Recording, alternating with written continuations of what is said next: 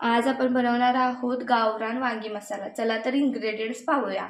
अर्धी वाटी शेंगदाणे घेतलेले आहेत, थोडे खोबरे घेतले आहे, अर्धी वाटी बेसन घेतले आहे, लसूण आलं घेतले आहे।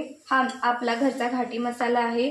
धनेपूड, जिरेपूड आणि किचन किंग मसाला आणि लागणारे वांगे घेतलेले आहेत। चला तर आपण मसाल्यासाठी लागणारे वाटण करून घेऊयात। शेंगदाणे टाकायचे आहेत, खोबरं, आलं, लसूण हे सगळ्यांचे आपण मिक्सरमध्ये वाटण करून घेऊयात। आपण जाडसर वाटून घेतलेले आहे ते आपण प्लेटमध्ये काढूया।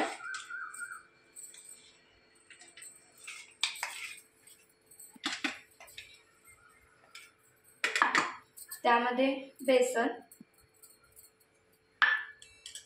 घाटी मसाला, धनेपूड, जिरे, किचन किंग मसाला,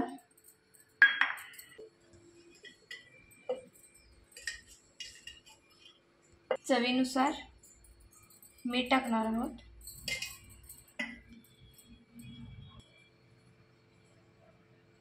वरून तेल सोडणार आहोत। हे पूर्ण एकजीव करून घ्यायचं।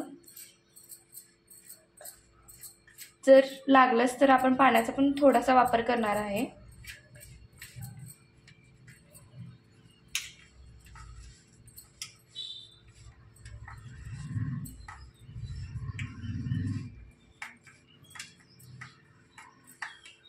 वांग्यामध्ये मसाला भरून घेऊया।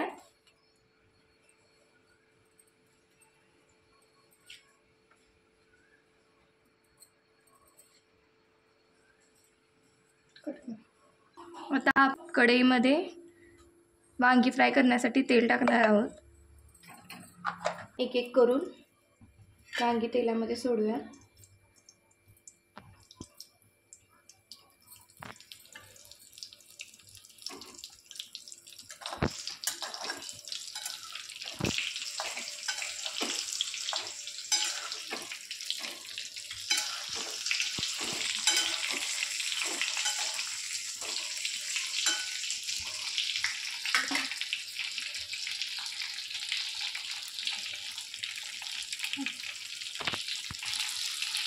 आता आपण राहिलेला मसाला सुद्धा तेलात टाकणार आहोत।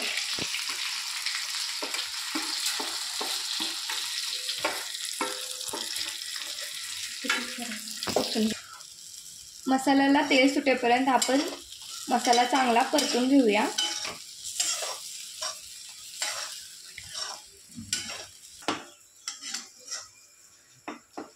तुम्ही बघू शकता मसाल्याला तेल सुटले आहे। मसाल्यामध्ये थोडं पाणी टाकून घेणार आहे।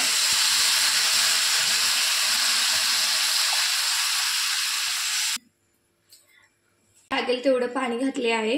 झाकून ठेवून शिजायला ठेवून देऊया।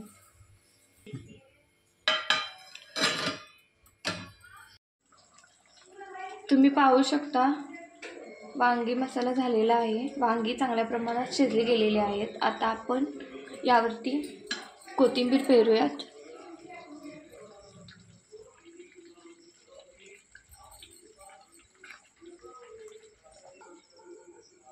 आता करून घेऊयात।